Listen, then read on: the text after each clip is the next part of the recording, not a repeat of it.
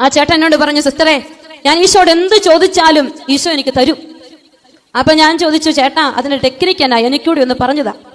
അപ്പൊ ചേട്ടൻ എനിക്കൊരു വചനം പറഞ്ഞു തന്നു.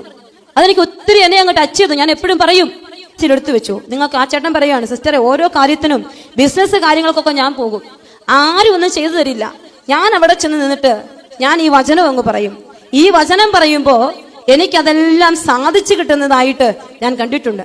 കർത്താവിന്റെ നാമം നീ വഹിക്കുന്നത് കാണുമ്പോൾ ലോകത്തിലുള്ള സകല മനുഷ്യരും നിന്നെ ഭയപ്പെടും. എന്താണ് വചനം?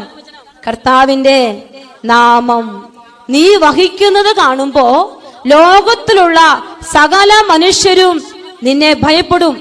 അതിശക്തമായ വചനമാണ്, അതിശക്തമായ വചനം. ഞാൻ ഒത്തിരി പിള്ളേർക്ക് പറഞ്ഞു കൊടുത്തിട്ടുണ്ട്. IELTS-ഉം OET ഒക്കെ എഴുതാൻ പോകുന്ന കുട്ടികൾക്ക് ഞാൻ പറഞ്ഞു കൊടുത്തിട്ടുണ്ട്.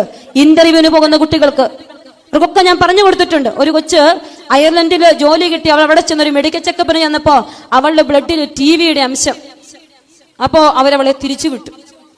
അത്രയും കഷ്ടപ്പെട്ട് പൈസയൊക്കെ ചെലവാക്കി അവിടെ ചെന്നിട്ടുള്ള രണ്ടാമത്തെ മെഡിക്കൽ ചെക്കപ്പില് എല്ലാം തീർന്ന് അവൾ തിരിച്ചു പോരുന്ന സമയം കണ്ണുനീര് വാർത്ത പെൺകുട്ടി വിളിക്കുമ്പോ അവളോട് പറഞ്ഞു കൊടുക്കാൻ പരിശുദ്ധമോ എന്ന വചനമായത്. നിയമാവർത്തനം 28:10 എന്താ? കർത്താവിന്റെ നാമം നീ വഹിക്കുന്നത് കാണുമ്പോ ഭൂമിയിലുള്ള സകല മനുഷ്യരും നിന്നെ ഭയപ്പെടും. അപ്പൊ നമ്മുടെ ചുമതല എന്താ? ആരുടെ നാമം വഹിക്കണം? കർത്താവിന്റെ നാമം. അത് നാമം മാത്രം ക്രിസ്ത്യാനികൾക്ക് ചെയ്യാൻ പറ്റുന്ന കാര്യമാണോ? ആണോ? അല്ല.